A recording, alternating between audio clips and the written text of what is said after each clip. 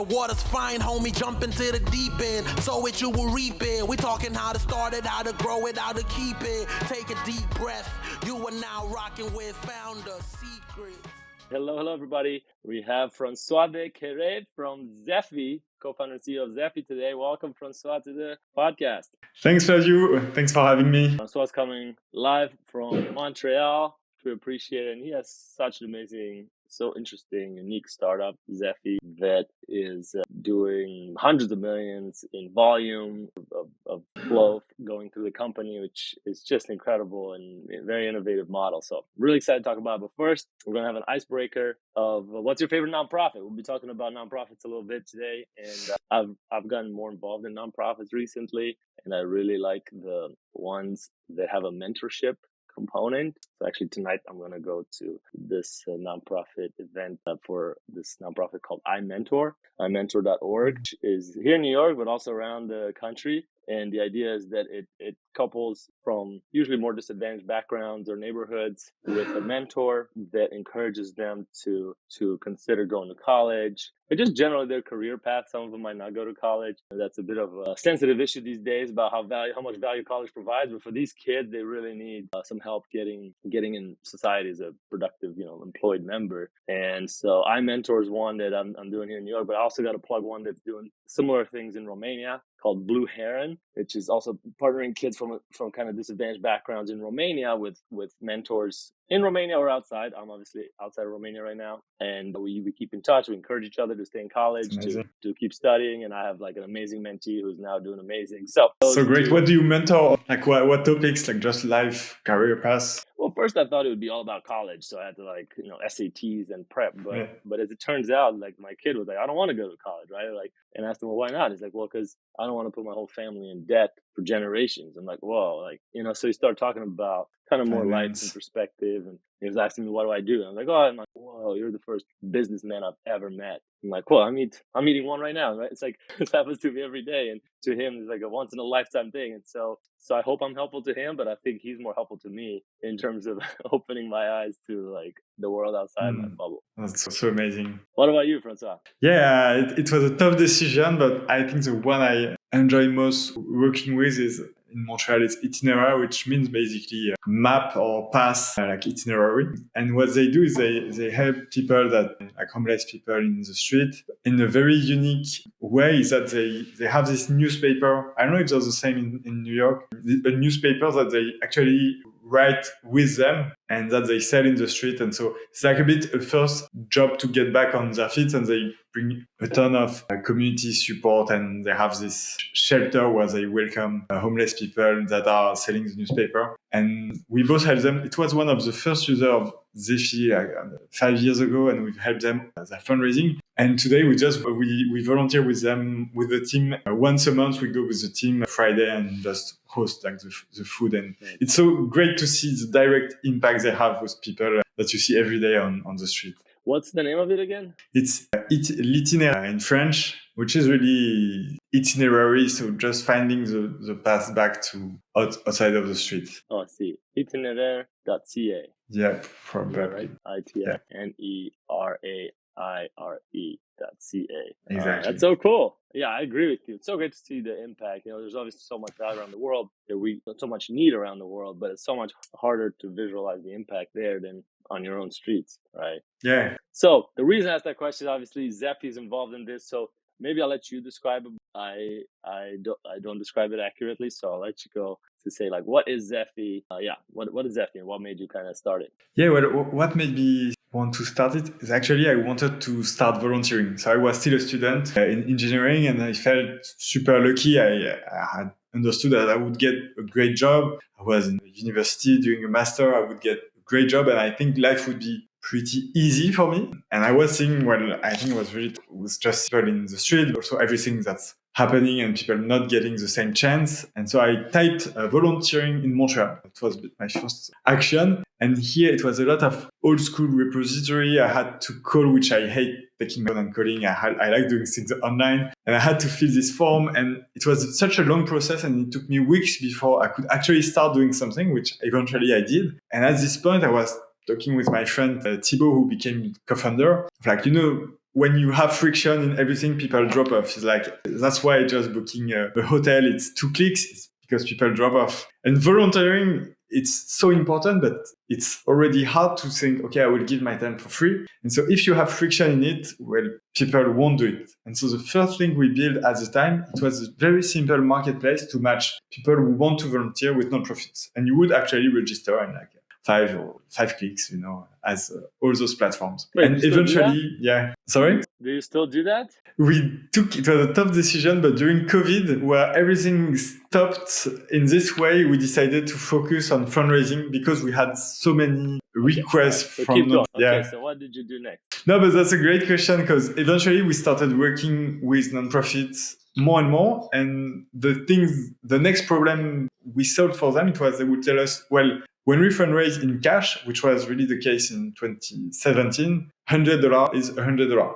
When we fundraise online, $100, now it's 95, 93, sometimes 90. So we lose this money for our mission, which is first, well, less money for our mission, but also unacceptable for our donors because when they realize, they're like, what? I'm giving you 100 and you just get 90, but I can only imagine what's left at the end. So maybe I'll give it to another nonprofit or I'll stop giving. And so that was really the issue we discovered.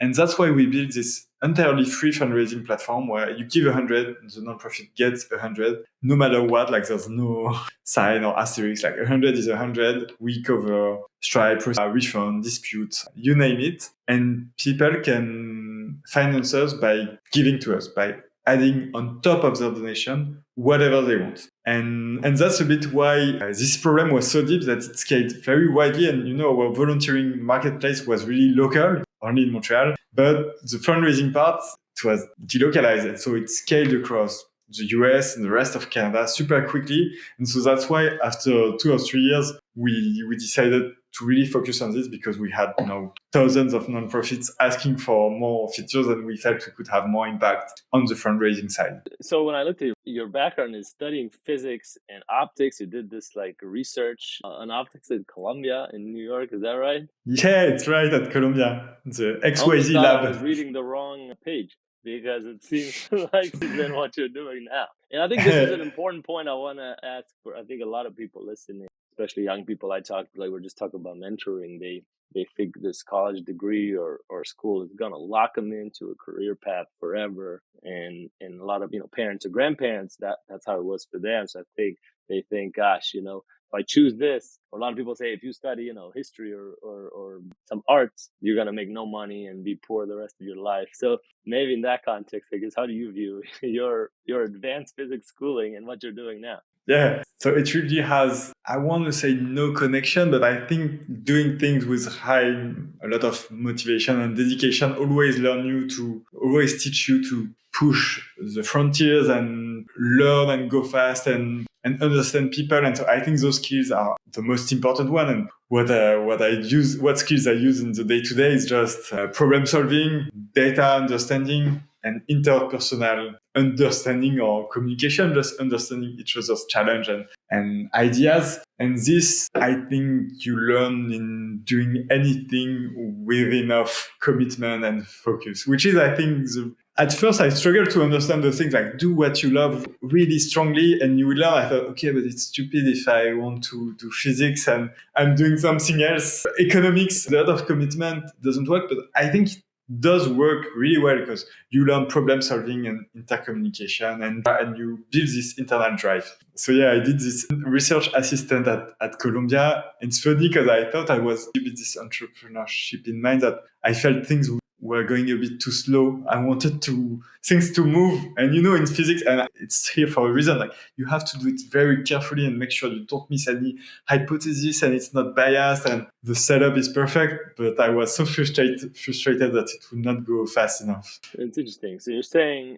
did you always, I guess, want to think you would start a company? Was that a dream of yours or not? So not so much. A bit like, and I think the people you meet changes a lot, but I actually had not really met anyone who was an entrepreneur. I'm not really from a family of business. And so it was not really an option for me. And I had a bit drive to do things, and I loved problem solving and building stuff, but not really entrepreneur. I thought it was for other people. But when I faced this challenge of like opportunity to facilitate volunteering, it was so exciting that just the status quo was really bad and the impact would be really high. And so it was a lot of fun to be able to work on a problem where there is a clear opportunity, a clear impact, and I'm with someone I really like, my friend who became a co-founder, and we were two on this project. And so that's really what brought me into entrepreneurship. And we did that while we were students. So it was almost for fun or a side project at first, and eventually it grew, and it had more impact. And so we went full time and learned what is entrepreneurship. That's amazing. Did you end up raising money, or how early did you approach investors to invest? Yeah, we tried to speak with investors quite quickly. So we went to the entrepreneurship. We learned all those things like going fast, fake it until you make it, etc. And quickly with my co-founders, we had the idea to make it at scale, meaning that we wanted this impact to be large and not only local in our city, because the issues and the things that are happening in the world, well, they happen at scale, like inequalities, education, environment protection. You can't do it only locally. So we wanted to have it at scale. And so we went to speak to investors very early. So 2016, we were starting, and every other 6 months, we would get a no that it was not really a VC backable business. And we would take the feedback and just grow and understand better. One feedback at some point was really about our market that was too small. And eventually, end of 2019, we raised a pre-seed, and 2021, we raised a seed. And since then, we've been a profitable company, so we haven't raised. So can you share how much you raised in the pre-seed? Yeah, pre-seed was 750. Okay. And angel investors, people that knew you? One early stage VC and angel investors, but mostly in Montreal. And then 2021 was 3.7 million. And here there were more VCs and a few angels. So I just find it interesting that the model is, there are a number of platforms out there for nonprofits that charge a percent of the money contributed. Like you just said, you donate $1, they only get 90 cents or 90. And that's how they justify the service they're providing, right? The website, the tools. And you came in and said, we're just going to give it for free. And you'll cover, right, 3-4% that Stripe, Visa, MasterCard, Amex charge. And at first that seems like, wow, that's a great way to lose all your money. Like who would even finance that at first, right? Like before you had the pre-seed, the 750K, I mean, that money just come out of your pockets, or how would you even be able to take that risk? Because that could have taken you could lose a lot of money, no? Yeah. It's a funny story. The thing is, we haven't started with this. We started with the volunteering part. And on this, we were financed actually by schools with mandatory volunteering. They would pay us a bit of premium access so that they would track hours for their student and make it very safe, because the nonprofits were valid. It was a very specific way to monetize the volunteering platform, so free for anybody except for the schools with a premium. And so this was paying us. And the fundraising idea, when we had the idea to launch it, we had no clue. And at this time, it was very expensive for us, because at our volume, we were paying the higher price possible for Stripe, which is 2.9% plus 30 cents. So we had to make more than 2.9% 30 cents. And we didn't have much money in our bank account. So if not, we would just be bankrupt fastest bankrupt in history, one day bankrupt. Stop it. And so it's funny, with Thibaut, we were just in front of the database all day long. I would get an email notification for every single payment. And we didn't have that many at first. And just people were generous with us, and they would add an additional contribution and do it. And it was profitable even in the first days. Well, not with large volume, but people adding more than the Stripe fee. So from the get-go, you saw that people were willing to tip more than the fee. That's so interesting. Yeah, I'm involved with another company called Grapevine. Have you heard of Grapevine? We had the founder of grapevine.org on the podcast, and it's also a platform for giving groups. And I organize a giving group for Romanians and one for YPOers, which I'm in. And so it's a way for people to donate money to a certain nonprofit together. Okay. And she also, I think, does it on a tip basis so that all the funds go straight through to the nonprofit. But I'll be honest with you, it was still kind of a hard selling point to people. I guess I'm surprised that you've had,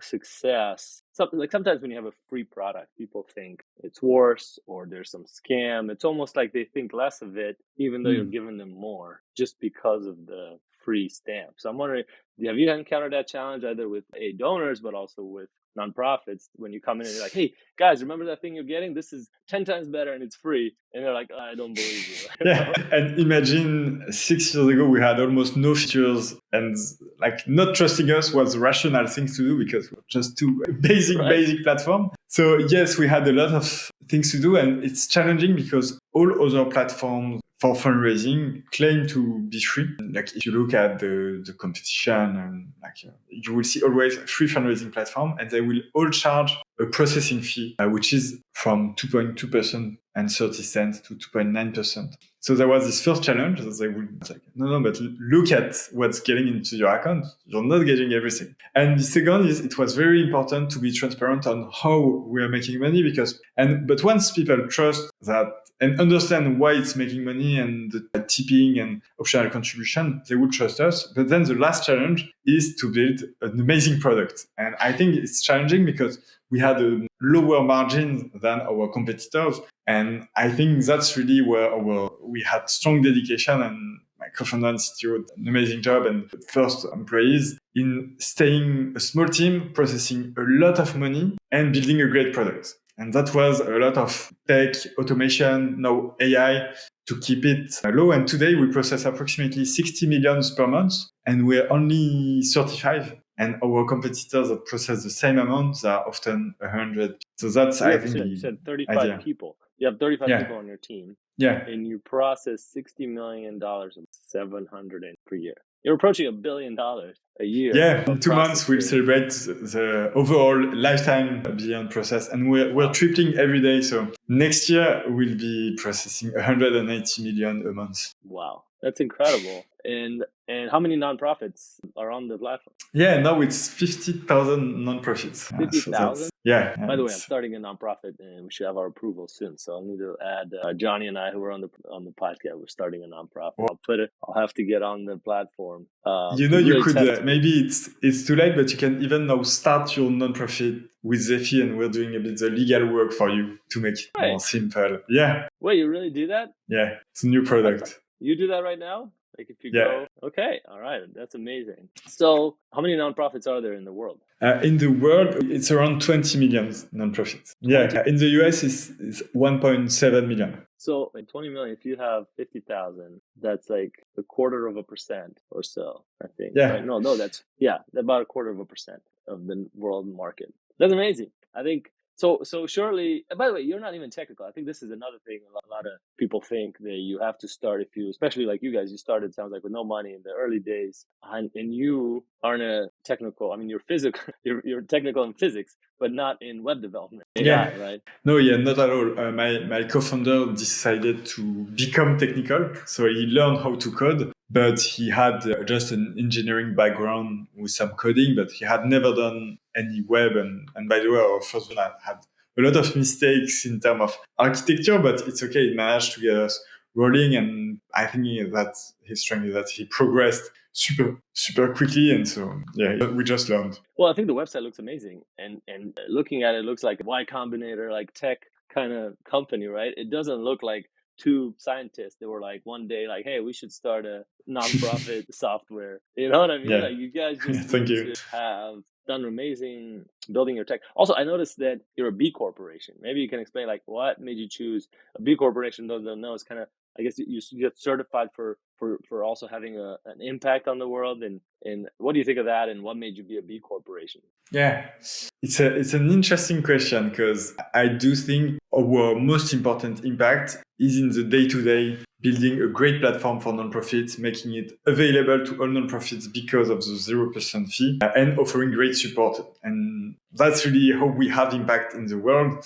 And I think B Corp is more getting an external approval that we would continue being this way.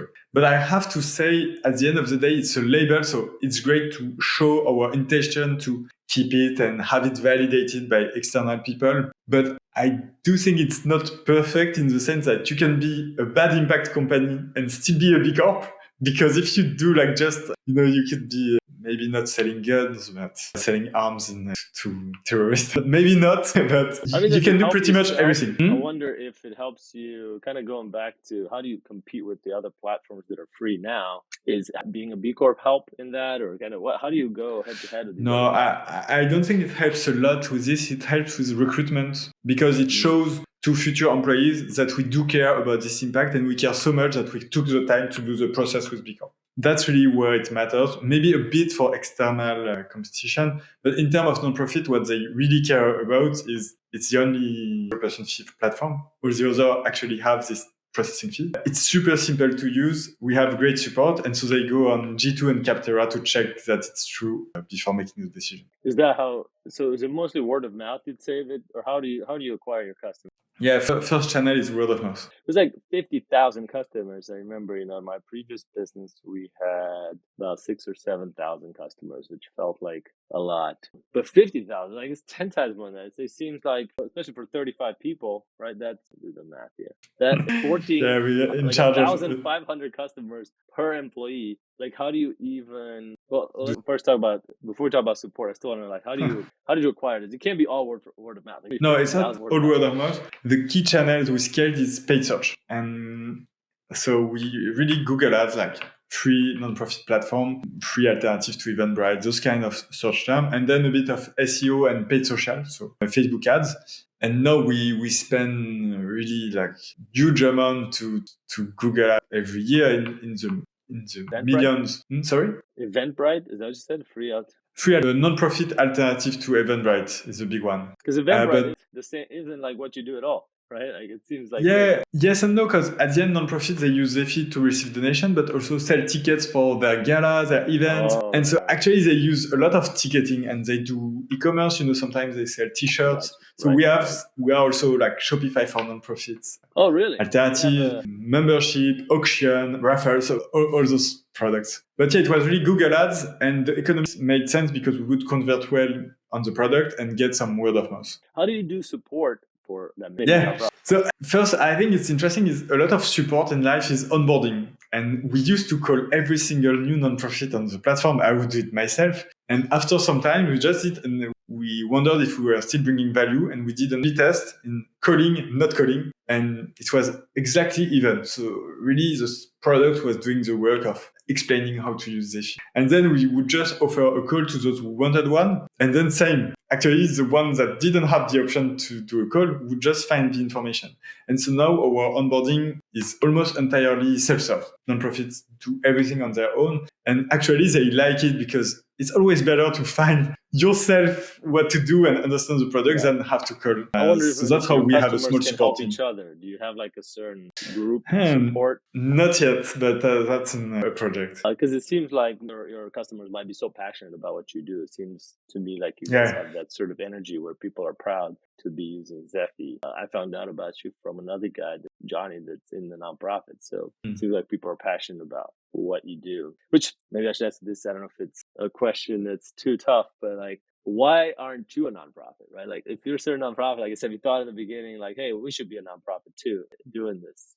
Again, feel free. I don't want to, assume. Yeah, it's a great question. And we actually started Zeffy as a nonprofit and decided to change to be able to get capital. And you can get, in a way, capital or subventions and grant as a nonprofit, but it would be taking too much time to be able to keep pace with new technology and building technology. And so we decided to go with private investors to be able to go faster in technology building and scale. I still think it's the right decision. And that's why also we decided after to be a B Corp to get the external validation. But I think it's a good question because with my co-founders, we're still majority owners of the company. And we really want to make sure it keeps its mission and its vision in its whole lifetime and not lose it, which would be obvious with a non-profit, and it's more something we need to keep and fight to keep as a for-profit. Yeah, I just think you defy so many of the typical advice that investors and people give to startup entrepreneurs. Like, for example, one of them is never compete on price, right? So if you're all about price, then eventually it's a race to the bottom, and you're giving stuff for free, which would beg to ask, well, why can't the other platforms just copy you and say tomorrow they'll do the same thing, and they already have a customer base. So I guess, how do you view that, right? Like when somebody says, I'm sure investors or other people have All the told you time. that before. Like pricing advantage. Well, now things are changing a bit because non-profits can do so much more on Zeffy, and the product is really simple. It's changing a bit because, with AI, you can rebuild Zeffy in it looks like in 6 months, you can do Zeffy in one night. I'm exaggerating, but we do so much, like from creating a non-profit, having a super, super simple and non-profit optimized flow. And that's something you can just understand by doing all those fundraising features. And then we have this donor management platform where they can keep track of their donor, and a lot of exciting projects coming, like offering bank services such as a saving account, which is quite rare to have access to as a non-profit. So those banking services. And so it's more difficult to call this, but yeah, I think it's true that it would be easy for a competitor to copy our pricing. But what you're saying is you're not worried because now you have all these other products around it that make it so much stickier that if somebody went to a customer and say, hey, we're free now too, they wouldn't switch. So you don't see a lot of churn. Yeah, but that forces us to keep doing great job in simplicity, support. What was the last thing you mentioned? others. You said you do banking for them? I didn't quite understand. What was that last? Yeah, we're starting, especially for new non-profit, because often when you start a non-profit, one of the things you have to do is go to Chase. I'm starting one now. Yeah. Yeah. Well, and banks, let me hold tell you, on. banks are not very excited to have a non-profit customer.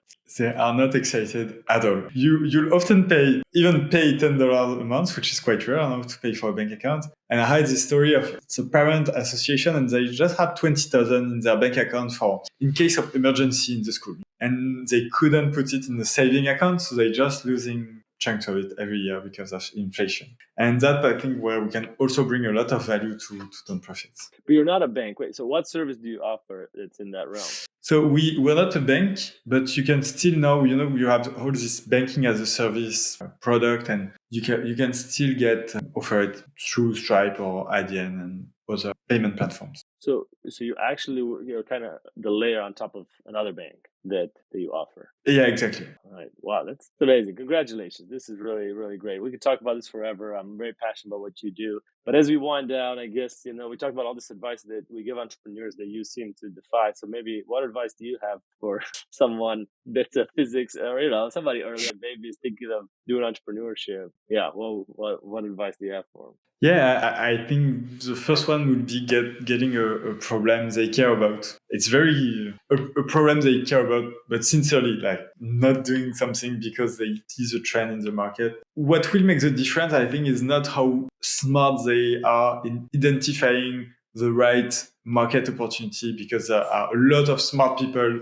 thinking about that every day. So it's unlikely that you will outsmart so many people. But where you can win is really in drive and dedication and asking the right questions. And that takes huge and infinite drive. And to get infinite drive, you need to be in a problem you like, a space, like something that drives you, with a team that drives you. And so if you have the right co-founder and the right problem, it's very cliche to say, but I think you can. There, the bar is not that high, because everyone loves analyzing markets and trends, but no one likes hustling for a year. And not that many people will actually do it, So that's where you win. But you need to be in the right condition to win this fight, which is the right competition. Oh, well, you've proven it. Good. All right. Well, the last question is kind of a life hack that we all share, and I'll go first. And Taylor's taking care of his puppy today. So I've been reading a book called War and Peace. I know it's crazy. It's a really long